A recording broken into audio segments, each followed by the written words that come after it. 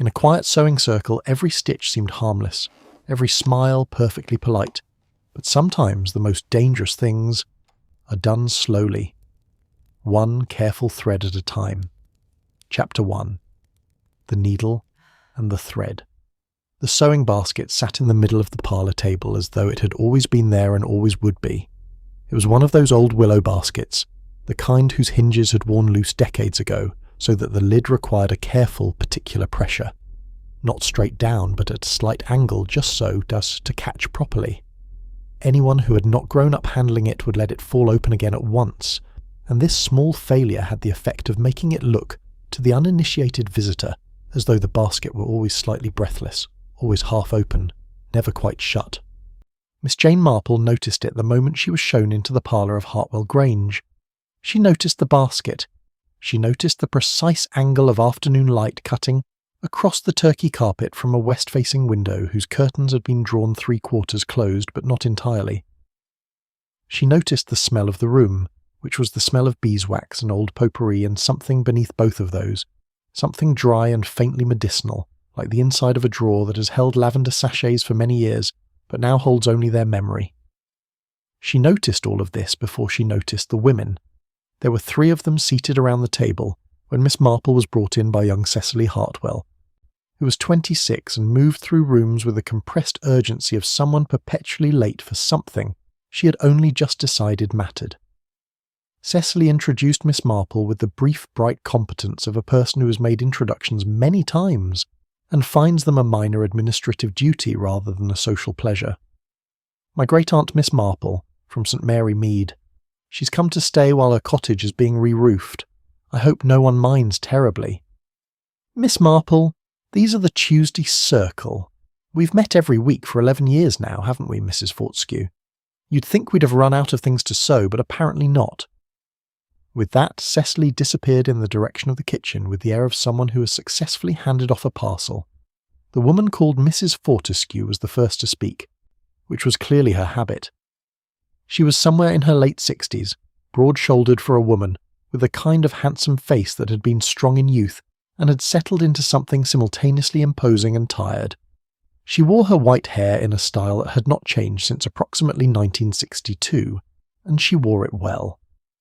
"We don't mind at all," she said, in a tone that made clear she was the person whose minding or not minding was the relevant consideration. "Any relation of Cecily's is perfectly welcome. Do sit down, Miss Marple. The chair by the lamp is the most comfortable, though the light may be a touch bright. I'm afraid Cecily's house keeps peculiar hours with its curtains."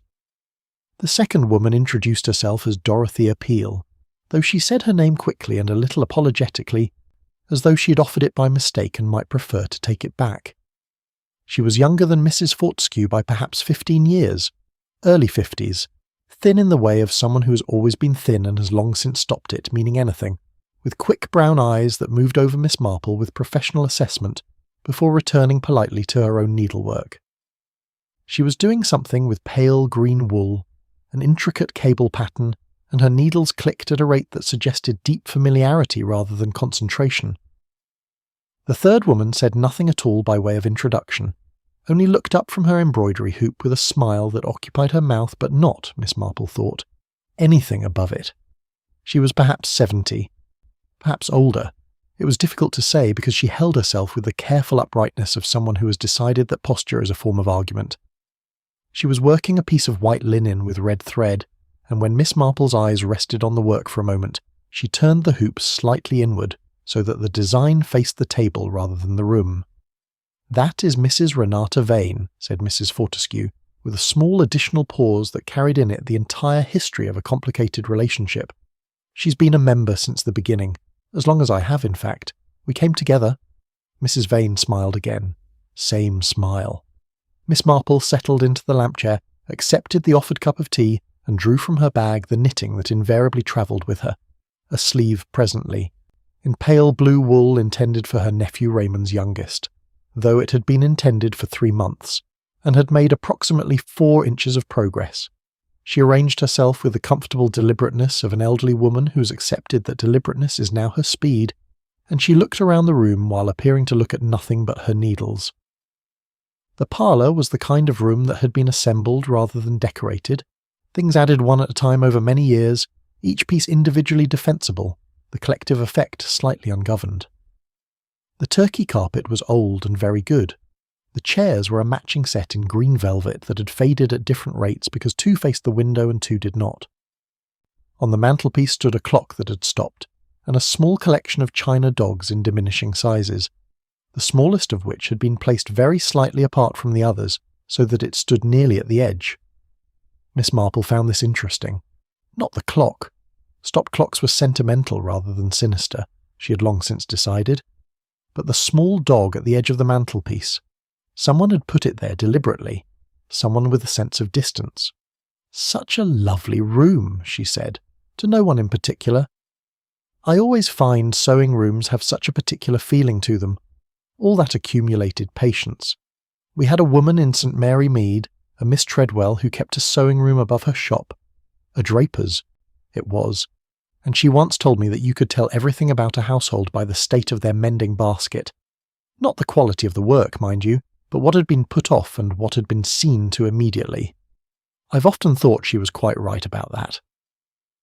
Dorothea Peel's needles paused for exactly 1 beat before resuming. Mrs. Fortescue looked amused in a contained way. Mrs. Vane looked at Miss Marple for slightly longer than the remark seemed to require, and then looked back at her embroidery hoop and turned it another degree inward. The afternoon light shifted as a cloud crossed somewhere outside, and the medicinal smell beneath the potpourri became just briefly more apparent. Chapter 2. What Mrs. Fortescue kept. Hartwell Grange had been built in 1887 by a man who had made a considerable sum from railway speculation, and had decided that the most eloquent use of it was to build a house that looked older than it was. He had not entirely succeeded. The facade was convincing, grey stone, mullioned windows, a slightly too symmetrical portico, but the rooms within had the secret brightness of a Victorian interior that has tried to impersonate something Tudor, and the contrast between what the exterior promised and what the interior delivered had the effect of making every room feel like a mild surprise. Miss Marple, who had been given a bedroom on the first floor facing south, had stood at her window the first morning and thought that the view, kitchen garden, walled-in old brick, with an espaliered pear tree trained against the far wall in the shape of an enormous fan, was the most genuinely old thing about the property.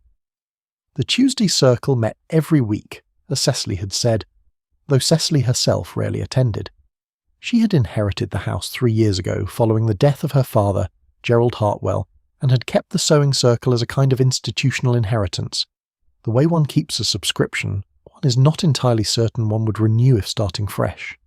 The 3 older women used the parlour every Tuesday between 2 and 5, and Cecily supplied tea and sometimes biscuits and occasionally herself, and this seemed to satisfy everyone. Miss Marple learned this from Mrs. Fortescue on the second afternoon, a Wednesday, when they met by accident in the kitchen garden. Mrs.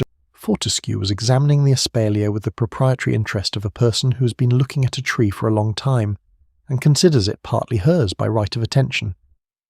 "I've known this garden since before Cecily was born," she said, not as an opener, but as a continuation of some internal thought she'd decided to share. "Gerald and I were at school together. His sister and I, in fact, which amounts to the same thing at that age. I was the one who suggested the circle to begin with, 11 years ago, the year after his wife left."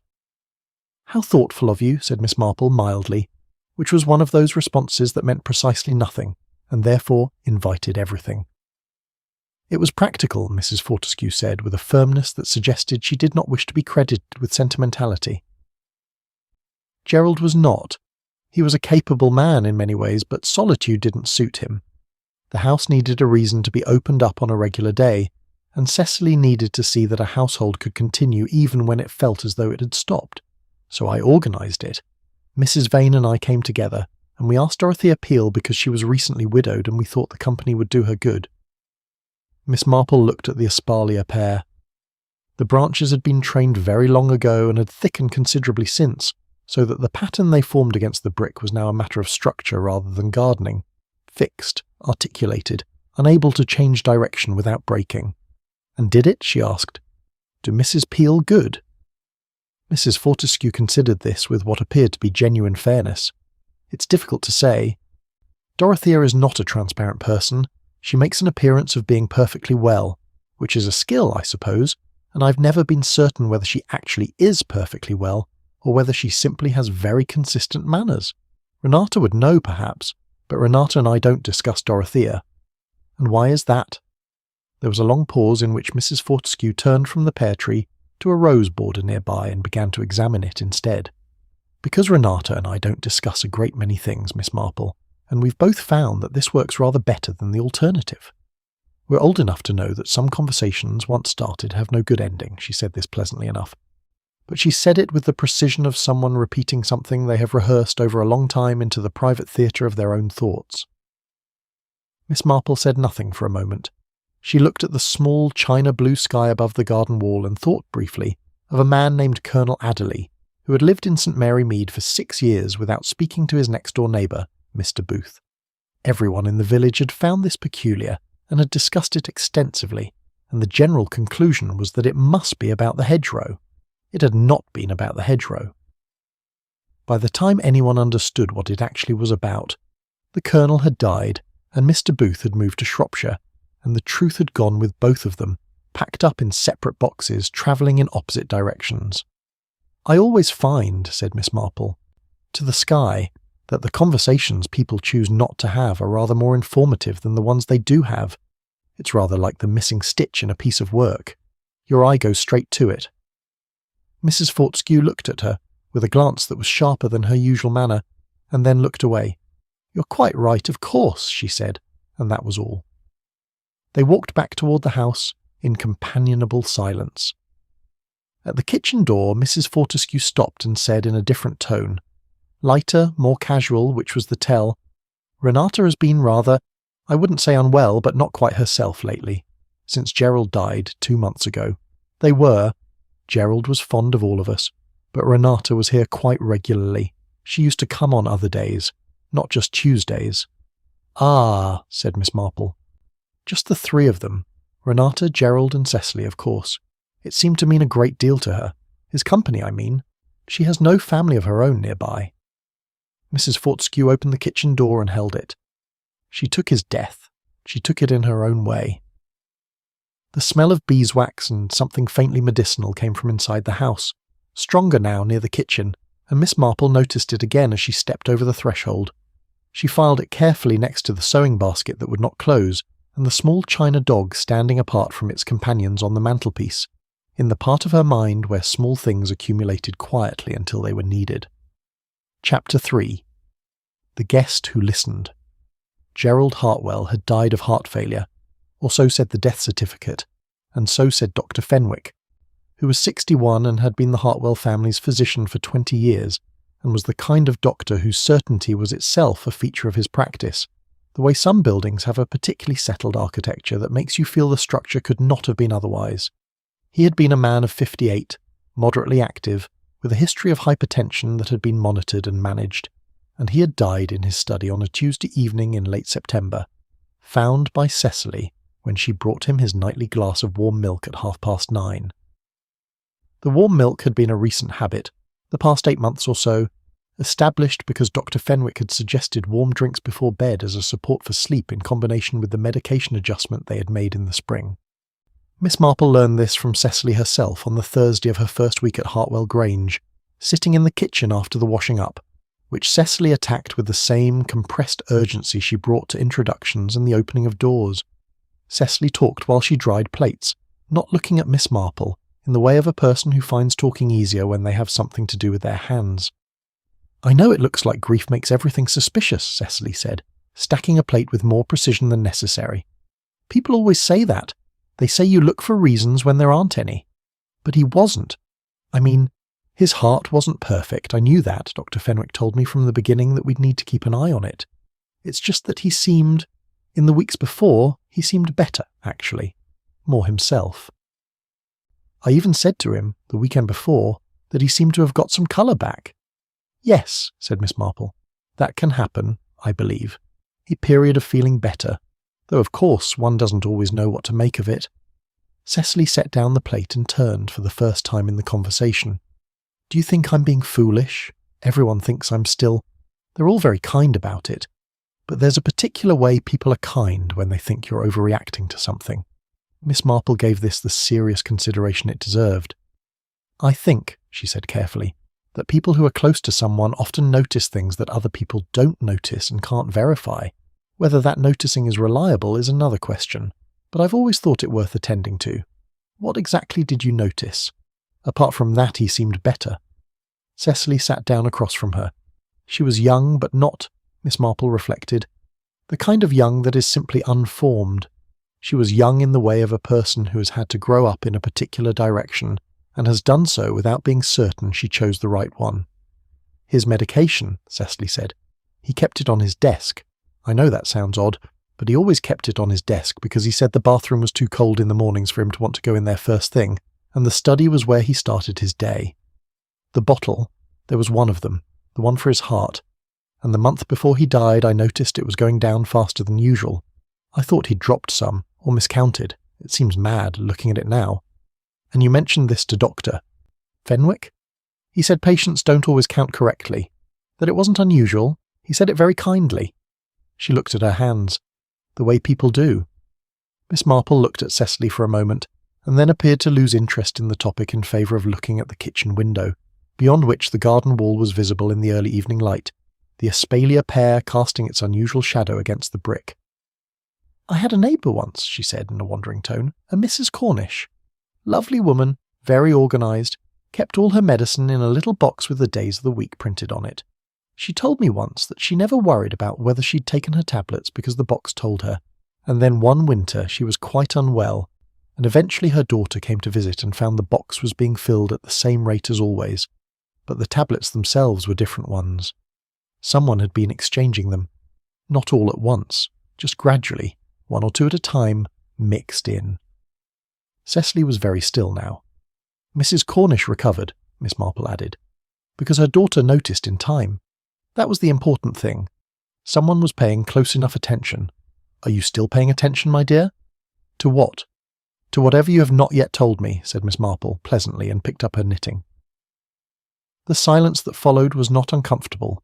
It was the silence of someone rearranging what they thought they knew into a configuration that accommodated a new piece. Cecily looked at the table, then at the window, then at Miss Marple, and took a breath that was slightly deeper than ordinary breathing requires. Mrs. Vane, she said finally, and then stopped. Mrs. Vane used to visit on Thursdays, not just Tuesdays. She and my father. I never understood exactly what their friendship was, honestly. But she knew where the study key was. She knew where he kept everything. The needles moved quietly. The garden darkened. The espalier pear disappeared into shadow against the brick, its enormous fanned shape swallowed by the evening, though its structure remained patient and fixed, exactly where it had always been. Chapter 4.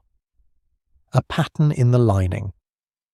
Dorothea Peel arrived every Tuesday at precisely 5 minutes to 2, which Miss Marple noted was not punctuality so much as a system, the difference being that punctuality is about respect for time, while a system is about control of it.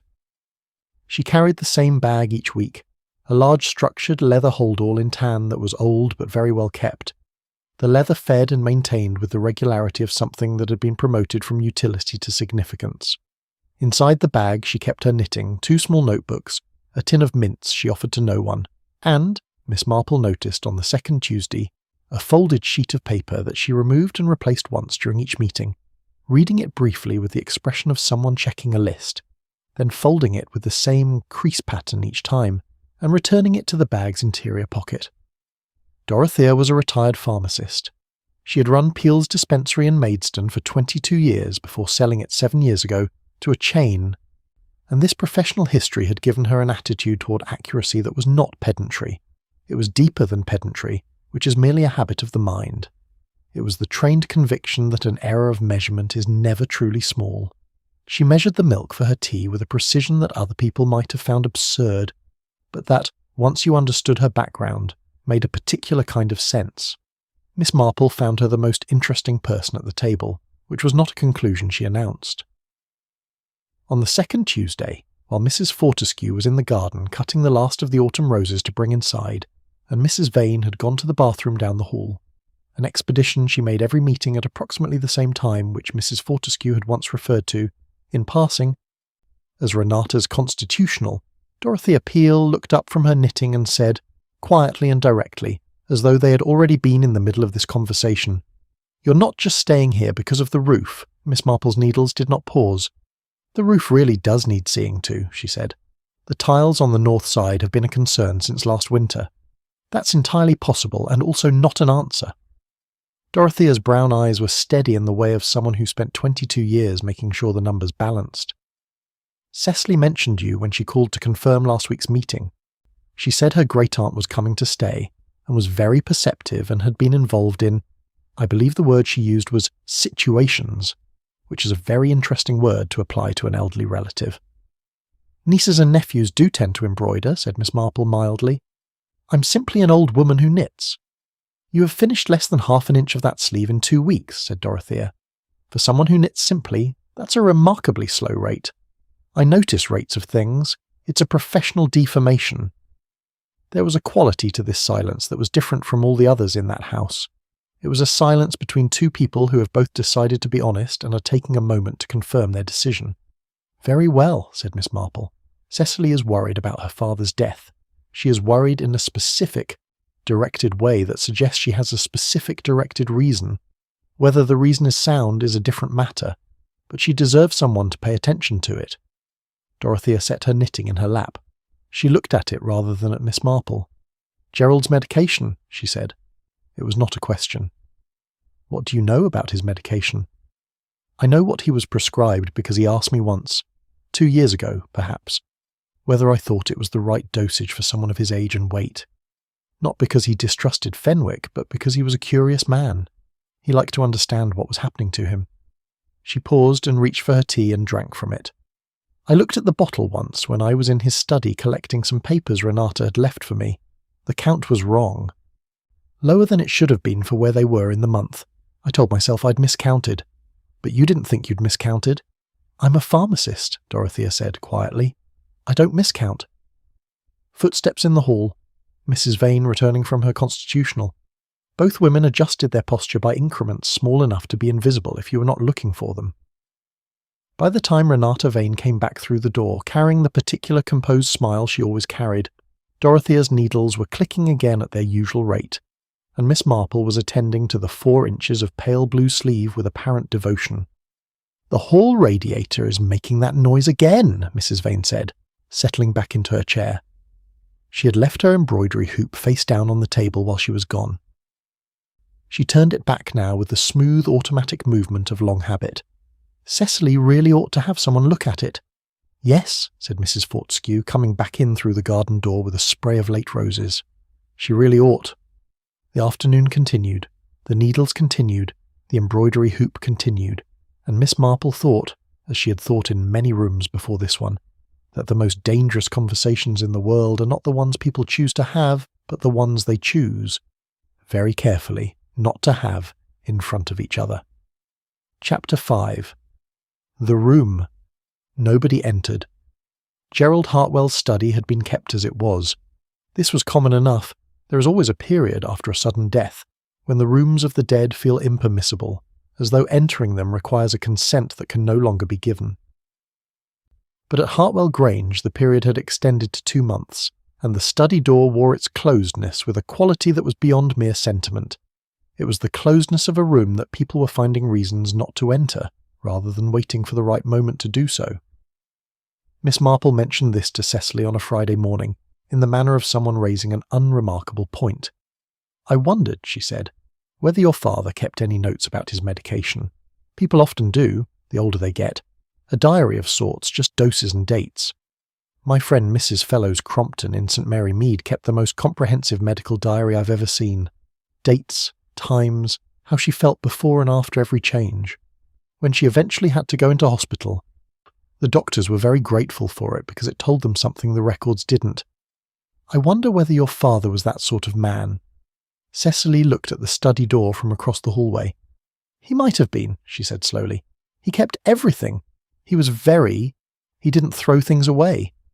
"Perhaps we might have a look," said Miss Marple. "Just for the diary if there is one. I find it helps to have something specific to look for. It makes the entering easier." This was true, and it was also something more than true, and Cecily seemed to understand both aspects simultaneously, because she went and got the key from its hook in the kitchen without further discussion. The study smelled of him, clearly. Pipe tobacco not recently lit, but deeply absorbed into the curtains and the leather of the desk chair, and books, and a faint trace of something that took Miss Marple a moment to identify and then recognised as the particular metallic undertone of old coins, the kind of smell that attaches to a man who has made a habit of turning things over in his fingers while he thinks. The desk was large and orderly in the manner of someone who is organised not for efficiency but for appearance, everything in its place, but the places had been chosen for visual balance rather than practical accessibility. The medication was no longer on the desk. Cecily had cleared it, she said, 2 weeks after the death, when Dr. Fenwick had come to collect what remained for disposal. All of it? He said it was standard practice. Unused medication shouldn't be kept about. Miss Marple looked at the surface of the desk. There was a small circular mark on the leather inlay, not a water ring, something drier, the kind of mark left by the repeated placement of a bottle at the same spot over many months. The mark was fractionally to the left of the desk's centre. She looked at it for a moment and then looked at the bookshelves. Gerald Hartwell had read eclectically, history, biography, a complete run of Dickens in an edition that had been read rather than displayed, and a shelf of natural history volumes that showed the most use, their spines lighter at the top from being pulled down repeatedly. Between a volume on British birds and a narrower book on lichens there was a gap recently made. The books on either side had begun to lean toward each other but had not yet fully closed the space. And the shelf beneath still held the rectangular impression in the dust of a book that was no longer there. "Did you remove a book from this shelf?" Miss Marple asked. Cecily came to look. "No, I haven't touched the shelves. The only thing I moved was the medication, and Fenwick did that, and a few personal papers that the solicitor needed." "And Mrs. Vane? Did she spend any time in here after his death?" Cecily looked uncomfortable. "She asked if she might sit here for a little while. On the day of the funeral. I said yes. I didn't. It seemed unkind not to. She was genuinely upset. She is genuinely upset. Whatever I think about, whatever the situation was, I don't doubt that she grieved." Miss Marple nodded, looking at the gap in the shelf. "Of course," she said. "Grief is perfectly real in all kinds of people. That's rather the difficulty with it." She did not touch the shelves. She did not touch the desk. She stood in the middle of the room and looked at it in the way she had been looking at rooms since she was a young woman, not as a detective looks for evidence, but as a gardener looks at a bed in early spring, searching not for what is there but for what has been removed, and what the absence of it tells you about whoever did the removing. The missing book, she decided, was a diary, or a notebook, or something in the shape of a book that was not a book. She did not say this to Cecily. There was no point in saying it until she knew what it contained, and she did not yet know who had taken it, though she had, already, a direction in which her thoughts were tending. She looked at the mark on the desk where the bottle had stood, month after month in the same spot, and she thought, a bottle that a person fills and unfills incrementally requires a replacement for whatever is removed. It requires a knowledge of what can replace a heart medication without alerting a patient who is taking it willingly. It requires access to that replacement, and it requires a very particular kind of patience, not the patience of waiting, but the patience of maintenance, of a long, steady, deliberate project that has been running for months, not days. She thought of Dorothea Peel's needles, and their perfectly even rate of progress, and the folded paper she checked each meeting like a list. And then she thought about what it means to be the person who keeps lists. Chapter 6. What Grief Costs. The third Tuesday came with rain. Not dramatic rain, but the particular kind of persistent English autumn rain that arrives before breakfast and settles in for the day with no apparent intention of concluding. The kitchen garden wall darkened to the colour of old claret, and the pear tree's fanned branches dripped steadily. The parlour felt both smaller and warmer than usual, all the lamps lit by 2 o'clock, the smell of the beeswax candles on the mantelpiece competing companionably with the tea. Mrs. Vane's embroidery, Miss Marple noticed, had advanced considerably. The red thread on white linen was forming something now, though she still turned the hoop when anyone moved toward her. What was visible from a slight angle suggested a garden, or possibly a map. There were lines that could be either paths or borders. and a central motif that might have been a tree or might have been a figure, and the red thread gave the whole thing a quality that was simultaneously decorative and somehow urgent, like a letter written in a language you almost recognise. Mrs. Vane had loved Gerald Hartwell. This was not in question. It was the one perfectly transparent fact in an otherwise opaque situation. She had been his companion, his intimate friend, his perhaps more than friend for some period of time that no one present had chosen to define precisely. She had visited on Thursdays. She had known where the study key was kept. She had sat in his chair the afternoon of his funeral, and had stayed for 2 hours and come out with her face composed and her eyes darkened in the way of a person who has done the private work of grief in a private room, and does not intend to repeat it publicly. What Mrs. Vane had wanted, what she had perhaps expected or hoped for, from this companionship, this was the question Miss Marple found herself returning to as she knitted her slow inches of sleeve. During a lull in conversation, when Dorothea had gone to refill the teapot and Mrs. Fortescue was consulting a pattern book she'd brought, Miss Marple said, with the gentle conversational randomness she had perfected over 70 years of being underestimated, "It must be so difficult to lose someone you were, close to, without the formal status of relationship to anchor it. I've always felt that's one of the unacknowledged griefs, the people who lose someone entirely but have no recognised claim on the loss. Everyone is very solicitous of a widow, but a dear friend, a very dear friend, has to manage rather more quietly." Mrs. Vane looked at her needlework. "That's thoughtful of you to say." Her voice was even. It had the evenness of a surface that has been very carefully pressed. "Gerald and I had a friendship that suited us both. It was clear on both sides. I don't believe I was under any misapprehension." "No," said Miss Marple, "I'm sure you weren't." A small, complicated silence. Mrs. Vane's needle moved through the linen. "He was going to change his will," she said, and then stopped, and appeared to consider whether she had intended to say this. I don't say that as... It isn't why I mentioned it. I mention it because I found out, after he died, that he had told Cecily he intended to do so, and he hadn't done it, and so it doesn't matter in the least. I simply mention it because it was a gesture of feeling that existed, and then he died, and then it was as though it had never existed at all. What sort of provision did he intend? Something modest, an annuity, a recognition. She looked up briefly and her eyes were absolutely dry, which Miss Marple thought cost a great deal. Not the house, not any part of the house. That was always Cecily's. That was always entirely right. Just a recognition that our friendship had been real. And the solicitor? The previous will stands, everything to Cecily. As it should be. Dorothea came back with the refilled pot. She set it down and looked at neither of them with a care that was itself informative. Miss Marple accepted fresh tea and thought, for a moment, not about wills or medication or missing books, but about the quality of love that persists in a person who has no formal name for it, the kind that has been conducted quietly, on the side of someone else's life, in borrowed rooms and on borrowed afternoons, whether such love is capable of becoming over time something else, whether patience can curdle, whether hope deferred can sour into something more active and purposeful. This was what she was really thinking about. She was also thinking about the notebook in the gap on the shelf, and about the folded list in Dorothea's bag, and about the fact that Dorothea was a retired pharmacist who measured everything precisely, and who had noticed that Gerald's medication count was wrong, and who had, she had said this herself, told herself she must have miscounted. But Dorothea did not miscount, and she knew that, and she had done nothing about it for over a month before he died. The question that this raised was one that Miss Marple had not yet answered to her own satisfaction. Why had Dorothea Peel done nothing? Was it because she did not believe her own observation? Or was it because she believed it perfectly, and had chosen, for reasons she had not yet explained, to set it aside? The rain continued, the needles continued, the embroidery hoop turned its face toward the table, red thread on white linen, paths or borders, a tree or a figure. Chapter 7. The Third Member. Mrs. Fortescue had at first glance the appearance of a woman about whom very little is hidden.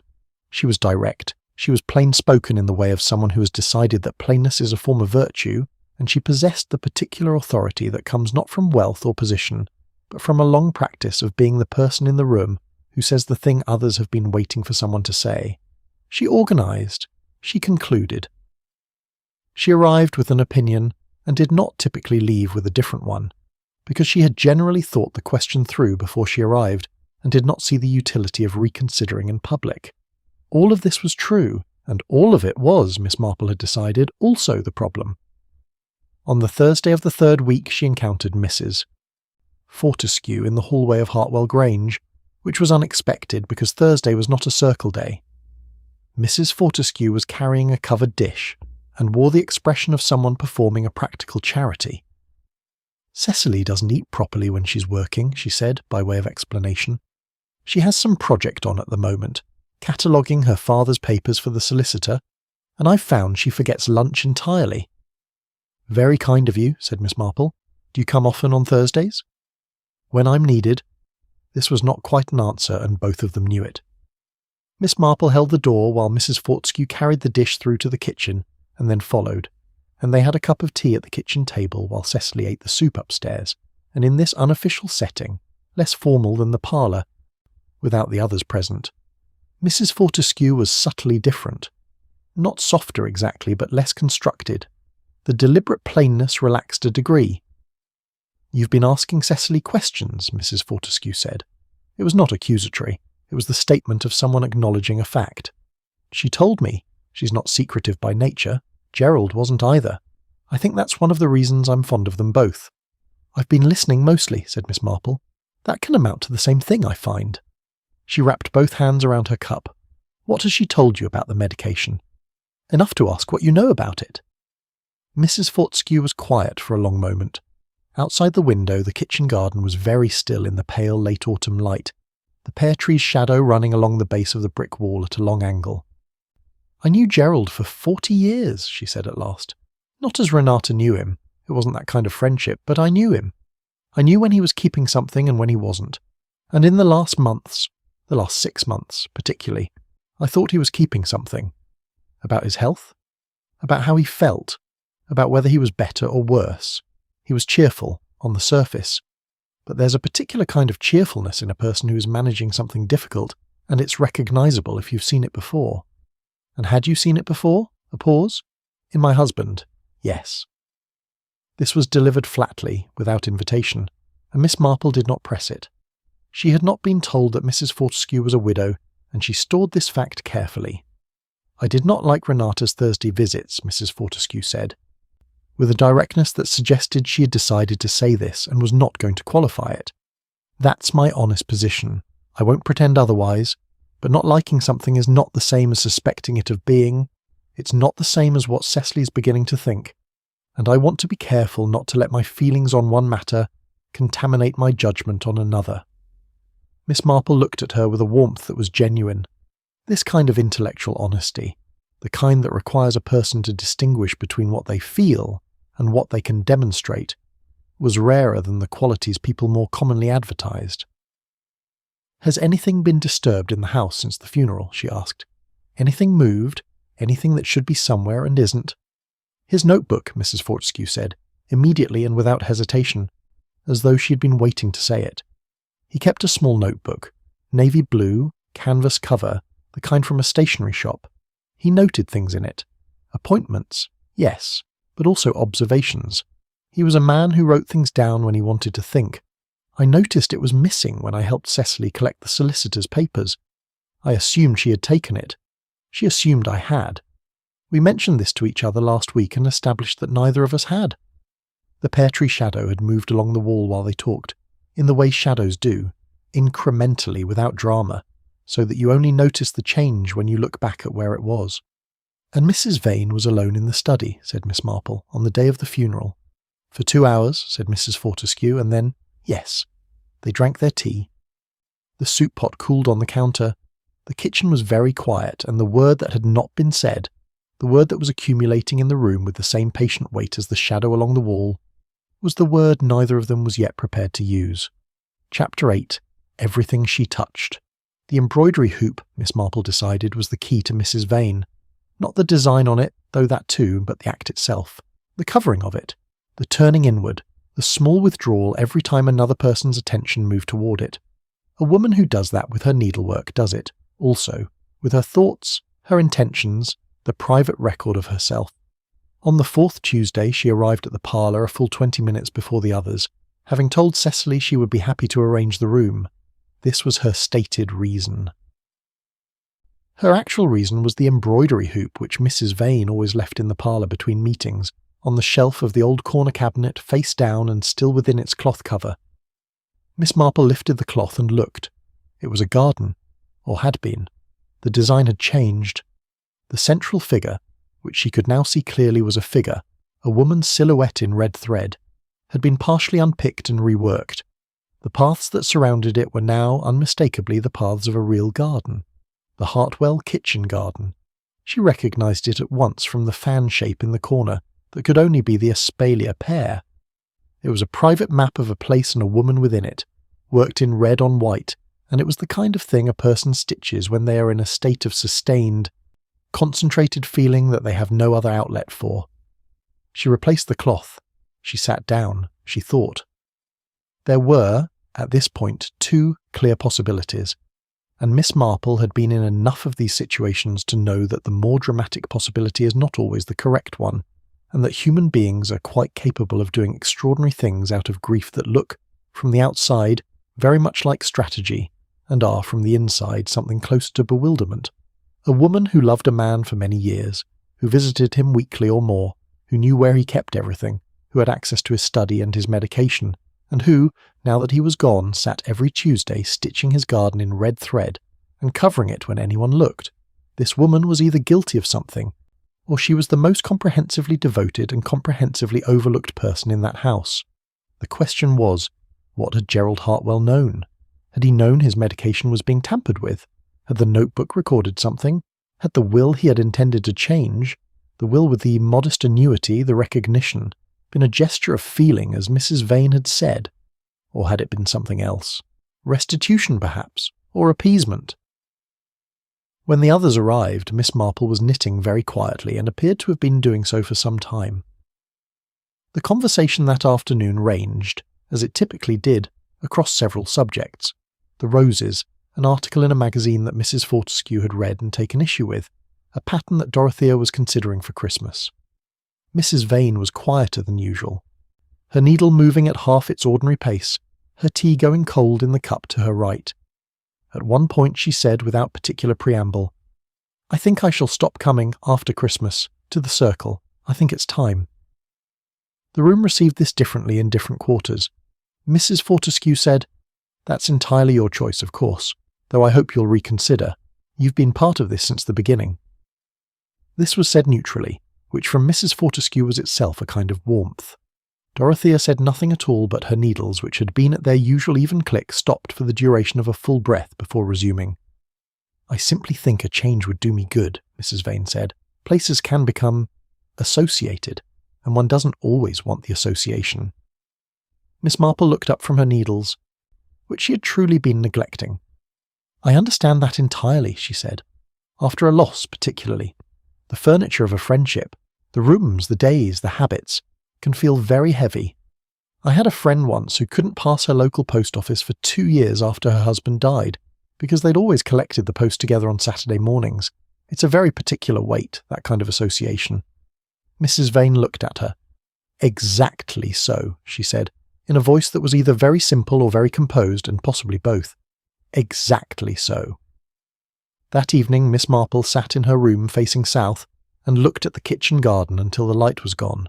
She was thinking about a particular kind of patience, the kind required to alter a medication slowly over months, adding something that would quietly impersonate illness, that would make a weak heart appear to fail through entirely natural causes. The kind required to visit every Thursday, to sit and talk and be present, while this very patient, very terrible thing was underway. The kind required to stitch a private garden in red thread and cover it when anyone looked. She was also thinking about what had happened to Gerald Hartwell's notebook, and what it contained, and why someone had needed it gone badly enough to take it on the afternoon of a funeral. Chapter 9. A very ordinary afternoon. Miss Marple requested a private conversation with Dorothea Peel on the Wednesday following the 4th Tuesday, which she accomplished by the simple method of waiting at the gate of the Grange at 1:30 and intercepting Dorothea as she arrived, and suggesting a brief walk around the kitchen garden before the meeting began. Dorothea, who was not a person easily redirected, looked at her for a moment and then said, "All right," in a tone that suggested she had been expecting something like this. They walked the perimeter of the garden. The pear tree's shadow at this hour lay directly across the path, so that they moved through its shade for the full length of the east wall. Dorothea's tan hold-all was on her shoulder, precisely as always. "The list," Miss Marple said, when they were sufficiently far from the house. "The paper you consult every meeting. It's a record of some kind." Dorothea walked 3 steps before answering. "It's a dosage record." "Yes." "Gerald's?" "I began keeping it after I noticed the bottle count was wrong. I know," I said. "I told myself I'd miscounted." "I should be more precise. I told myself I'd miscounted at the time I was in the room, but at home that evening I wrote down what I'd observed, because I don't discard observations, even the inconvenient ones." And then the following Thursday he mentioned in passing that he'd had a bad night. His heart had been very unsettled. She paused. "I started noting everything I could verify, what he reported to me, what the bottle showed when I had access to it, the dates and amounts. I've done it for the past 8 months. You recorded it, but you didn't report it." "No. Why?" Another 3 steps. The pear tree shadow crossed her face and passed. "Because I didn't know what I suspected. I knew something was wrong with the count. I didn't know what was causing it. It might have been careless storage, tablets breaking down and becoming powder. It might have been that he was taking more than prescribed because he thought his current dose insufficient. It might have been Renata. And when you began to think it was Mrs. Vane..." Dorothea stopped walking. She stood with her back to the garden wall and looked at the espalier pear, which was directly in front of them now, its great fanned structure spreading across the old brick with the patient authority of something that has grown slowly and has no intention of changing. "When I began to think it was Renata," she said, "I should have gone straight to someone with authority. And I didn't, and I'm not certain I can fully defend that choice. I kept thinking that I might be wrong. That my motive for suspecting her might be contaminating my judgment. Because I have not. Renata and I have not been easy with each other for a very long time. Not since she began her friendship with Gerald. I was afraid I was looking at her out of hostility and constructing reasons. A retired pharmacist seeing crimes in medicine bottles because she has a personal grievance against the woman who visits on Thursdays." "And now?" Miss Marple asked. "Do you still think you may be wrong?" Dorothea opened her bag and took out the folded sheet of paper. She unfolded it with the same precise crease pattern she always used, and she held it toward Miss Marple without speaking. The record was meticulous. 8 months of entries, dates, observed counts, Gerald's self-reported symptoms on the Thursdays Dorothea had been present. The symptoms formed a clear pattern. Not dramatic symptoms, not alarming ones, but a slow accumulation. Poor sleep, episodes of irregular heartbeat, increasing fatigue, periodic nausea. And the dates on which the medication count dropped coincided, without a single exception, with the Thursdays on which Mrs. Vane had visited. Not definitively. There were other explanations still, just barely. But together with everything else, the record was the structure beneath the pattern, the same way the pear tree's original training was the structure beneath its current shape. The gardener's work was long done. What remained was simply the consequence of it. Miss Marple folded the paper back along its creases and returned it to Dorothea. What did Mrs. Vane replace the medication with? Something that would mimic the effects of cardiac deterioration, without being obviously artificial. Something plant-derived. It's not. I could name it precisely, but I won't. The point is, it's not exotic. It's available if you know where to look, and a person who spent time in Renata's sort of circles, she was a botanical illustrator for 30 years, she knows plants thoroughly, would know where to look. Miss Marple looked at the pear tree. And the notebook. Gerald's notebook. Do you think he knew what was happening? I think, said Dorothea carefully, that if he knew, he might have written it down, because he was the kind of man who wrote things down when he wanted to think, and if he wrote it down and Renata knew about the notebook, which she knew where everything was, then taking it was the first thing she would do once he was gone, and she was left alone in his room. The wind moved through the garden. A few late leaves released from the pear tree and drifted down onto the path. They stood there for a moment, the old woman with her knitting bag and the retired pharmacist with her 8 months of careful records, and both of them understood that the next step was not in their hands. Chapter 10. The Hem That Was Let Down. Miss Marple wrote 2 letters that evening. She was old enough and had been in enough of these situations to know the proper sequence of steps, and the proper person for each step, and the proper form for each communication. She wrote 1 letter to Detective Inspector Craddock, who was her nephew's acquaintance, and with whom she had a long-standing and mutually useful correspondence that both of them described, in public, as entirely social. She wrote the other to a solicitor whose name Cecily had mentioned, and who was handling Gerald Hartwell's estate. In the letter to Inspector Craddock, she described what she knew and what she suspected in an orderly and complete fashion, including Dorothea's dosage record, the missing notebook, the medication disposed of by Dr. Fenwick 2 weeks after the death, and the pattern of Mrs. Vane's Thursday visits correlated against the dates on the record. She was careful to say, at several points, that she might of course be entirely wrong, because she had learned over many decades that the conditional forms of language are the most effective way of ensuring that people with authority take one seriously. Those who express absolute certainty are argued with. Those who say they may be wrong are listened to, and corrective action is taken, and the actual outcome is the same. She sealed both letters and gave them to Cecily, explaining that they were to go first post in the morning, and that she thought Cecily might wish to prepare herself for some official inquiries in the coming days, not because the matter was certain, but because it was uncertain in a way that required proper examination. Cecily read the letter, or rather she read the envelope since the letters were sealed, and then looked at Miss Marple with an expression that had in it grief and relief, and a particular kind of exhaustion that comes not from tiredness, but from having held a suspicion alone for a long time. "Was I wrong to invite you?" she asked. "To have done it on purpose, I mean, not just the roof." "No," said Miss Marple, "you were quite right, though I suspect the roof genuinely does need seeing to. It does, honestly." There were 3 days between the letters and the first of the official inquiries, and in those 3 days the Tuesday Circle met once more, and Miss Marple attended with her sleeve and her quiet needles, and her mild, wandering observations about St. Mary Mead, and the meeting proceeded as meetings do when they are the last of their kind, but no one yet knows it. Mrs. Vane came a little late. This was unusual. She settled into her chair and took out the embroidery hoop, and for the first time did not turn it inward. She placed it face up on the table and worked at it with the same careful needle, and anyone who looked could see the kitchen garden of Hartwell Grange laid out in red thread, the fan of the pear tree in the corner, the woman's silhouette at the centre, in its own private paths. No one commented on this. Not Mrs. Fortescue, not Dorothea, not Miss Marple. The hoop sat face up and the needle moved, and the afternoon light fell across the white linen and the red thread in the particular quality of November light that is the last warm light of the year before everything goes grey and stays grey until February. Mrs. Vane said, toward the end of the afternoon, in a voice that was very quiet and very level, "I did not intend for it to go the way it did. I want you all to know that. I know that doesn't mean anything in particular. Intending and not intending are. It's a distinction that stops mattering at a certain point. But I wanted it said." Dorothea's needles stopped. Mrs. Fortescue's hand, which had been moving through the pages of a pattern book, stilled. Miss Marple looked at her knitting.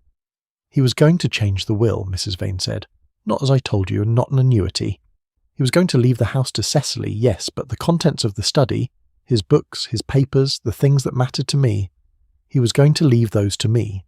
And then he told me, in September, that he had reconsidered, that Cecily had asked him not to, that it would be complicated for her, she said, to have a stranger's access to the study on an ongoing basis."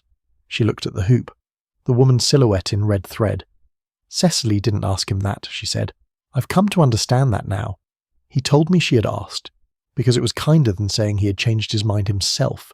He had changed his mind himself, and after he told me, after I understood, I was very, very angry, for a long time, and in that long time I did something that I cannot undo. The light held, the hoop held, the needle did not move again." Chapter 11. When the pattern becomes clear.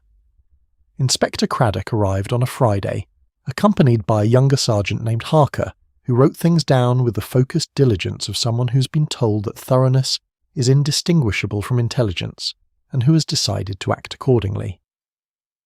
They sat in the parlour, the same chairs in green velvet, the same turkey carpet, but the room felt very different without the sewing, without the tea, without the particular warmth of 4 women and their accumulated patience.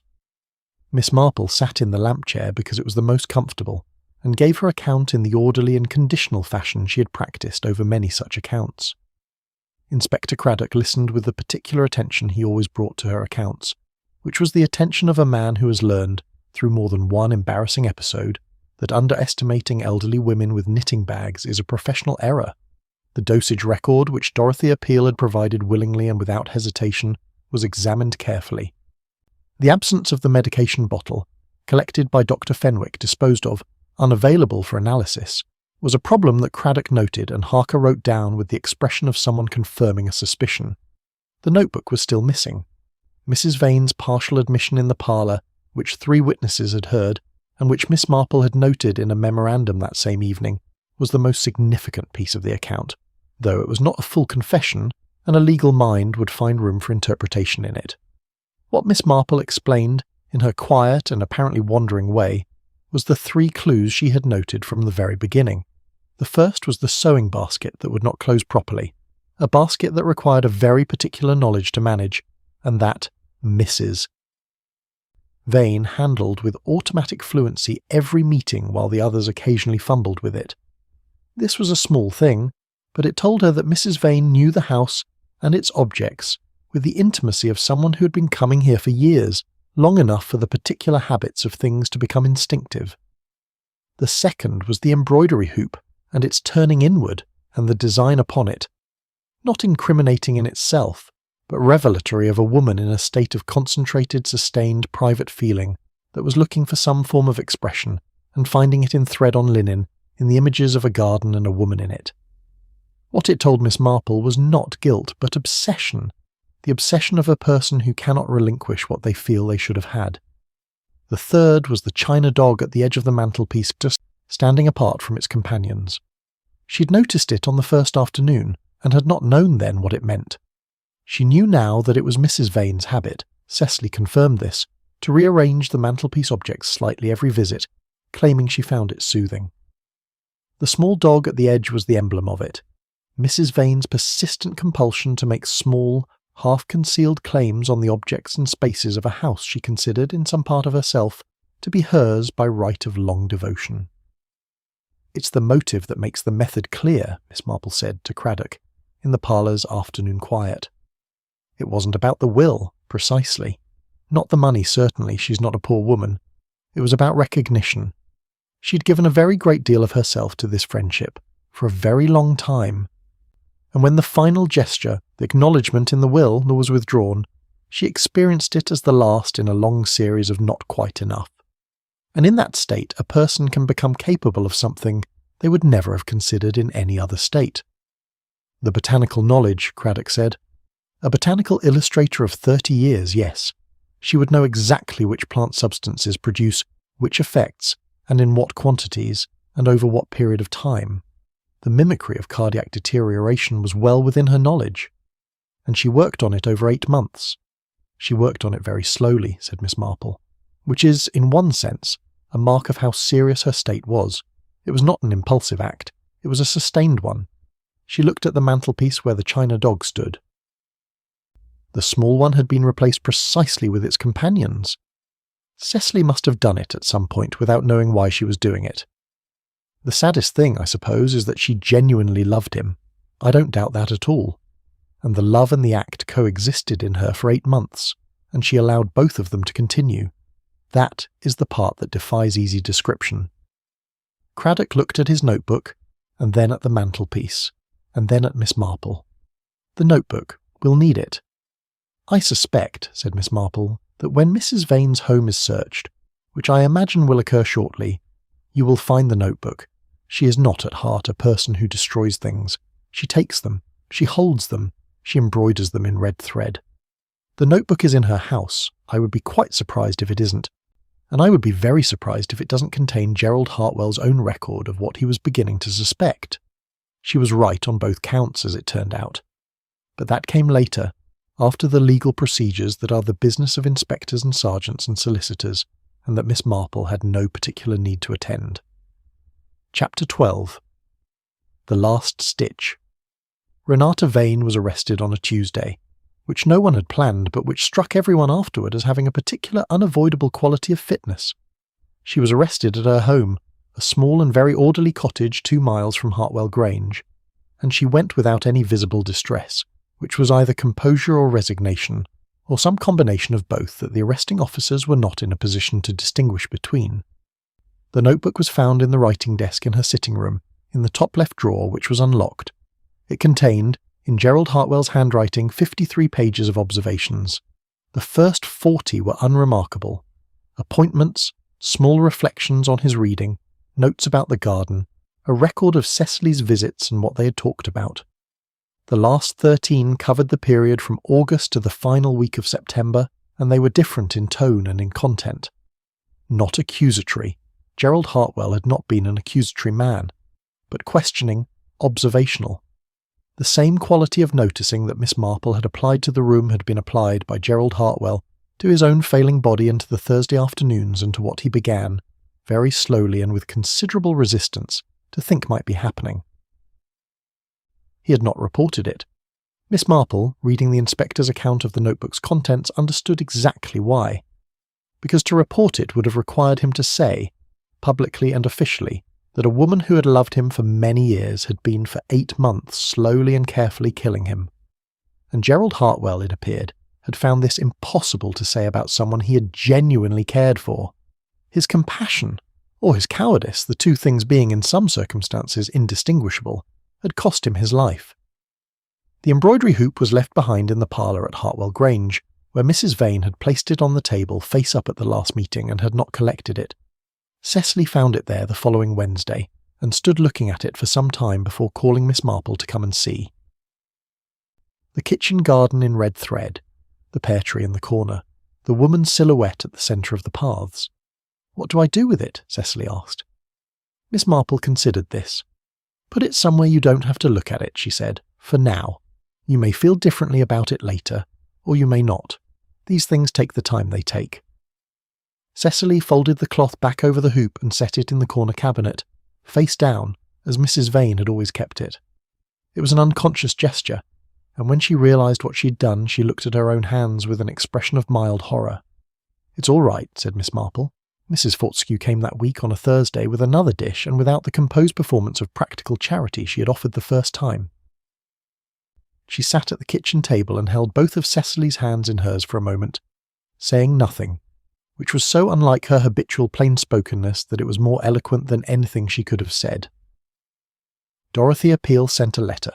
It was 3 paragraphs. The first was a formal expression of condolence. The second was an apology, precise, unornamented, without appeal for forgiveness, for her 8 months of silence, and the statement that she had no satisfactory account to give for it, only the imperfect account she had given Miss Marple in the kitchen garden, which she restated for completeness, and which she considered insufficient. The third paragraph said that she intended to present herself to the inspector to provide whatever additional information he required, and that she had already been in contact with his office and arranged a meeting for Monday at 11. Miss Marple read this letter when Cecily showed it to her, and thought that Dorothea Peel was one of the more honest people she had encountered in a long life of encountering people, and that the courage required to deliver that kind of unadorned accounting of one's own failures, laid out without decoration or mitigation, was very rare and quietly considerable. The sewing circle did not meet the following Tuesday, or the Tuesday after that. Whether it would meet again was a question no one had yet raised, because some questions are better held lightly for a period of time before they are answered. Miss Marple packed her bag and arranged for a car.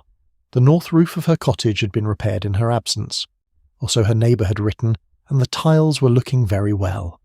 She said goodbye to the kitchen garden and the pear tree, which was bare now, its great fanned structure entirely visible without its leaves, all bones and intentional line, the gardener's plan exposed by the season's ending. Chapter 13. What Remains. The car arrived at 9 on a Saturday morning, and Cecily stood in the doorway of Hartwell Grange to see Miss Marple off with the particular expression of someone who is sorry to be left, and also, in some complicated way, ready for it. The house behind her looked larger than it had when Miss Marple arrived, which was the effect of houses in autumn when the surrounding trees have shed enough to reveal the full extent of the structure. All that stone, all that grey, the slightly too symmetrical portico catching the weak November sun. "Will you come back?" Cecily asked, which was a question that meant several things simultaneously. "I shouldn't think you'll need me to," said Miss Marple, which answered several of them at once. "You're quite capable of managing things yourself, my dear. You've been managing them rather well all along. It was just that you needed someone to pay attention to what you'd noticed. That seems like a modest description of what you did." "All I did was look carefully," said Miss Marple, "at baskets and dogs and needlework and what was missing from bookshelves. Anyone might have done it." This was not strictly true, and they both knew it, and the knowledge passed between them quietly and was not remarked upon. Miss Marple settled into the back of the car and watched Hartwell Grange diminish through the rear window as they went down the drive, and she thought, as she often did in the aftermath of these things, about what they actually demonstrated about people. It would be very convenient if what they demonstrated was that there are bad people and good people, distinguishable by their acts. This was not, in her experience, what they demonstrated at all. What they demonstrated again and again in village after village and house after house was something considerably more uncomfortable, that the capacity for the very worst acts lives inside perfectly ordinary human loves and grievances, and that the distance between a deep attachment and a terrible decision can be traversed, under sufficient pressure and over sufficient time, by someone who would have horrified you in any other context. Mrs. Vane had loved Gerald Hartwell. She had also killed him.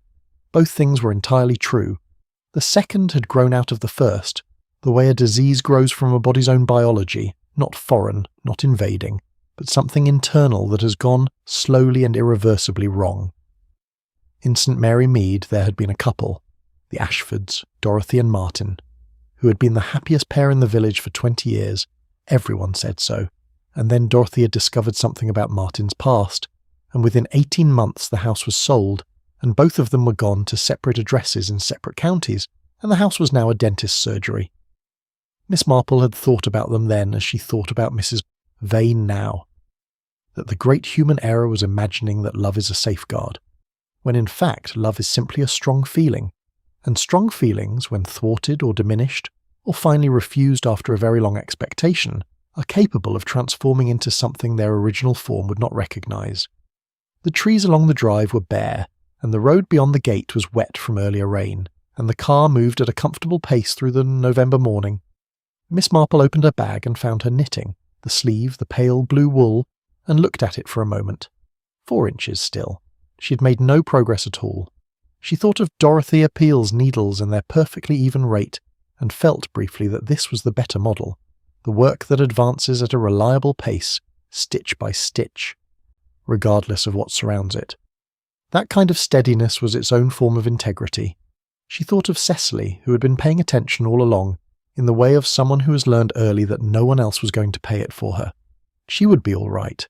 She had the house, and the garden, and the pear tree in its patient fixed shape against the brick wall, and eventually, if she wished it, she might start the sewing circle again, or something like it, something new that wasn't quite the same weight. She thought of Mrs. Fortescue, who had been honest in the difficult direction, honest about her own feelings and their potential for distortion, and who had in the end been the person who brought the soup on Thursdays, which was its own kind of faithfulness, and she thought, last and most quietly, of the embroidery hoop in the corner cabinet at Hartwell Grange facing the wall, the kitchen garden in red thread, the woman's silhouette at the centre, surrounded by the paths she had mapped out in the private hours when there was no other way to hold what she felt. It was a very beautiful piece of work, actually. That was the thing about it. It was the work of someone with a genuine and rare skill, done with sustained concentration over many months, and the design had a quality to it that was not merely decorative. It meant something. It had been made to mean something. In another life, in another set of circumstances, someone might have framed it and hung it on a wall and looked at it and found it moving without knowing why. Miss Marple found her needles in the bag alongside the wool and set the sleeve on her lap and looked out at the road ahead. The sky over the Kentish fields was the particular colour of November. Not grey exactly, but the pale pewter of something about to become grey, holding itself in suspension between one state and the next. A flock of rooks lifted from a bare oak at the roadside and went up against that sky in a brief, scattered dark, then settled again, each to its own branch, the tree full of them and still once more. She began to knit.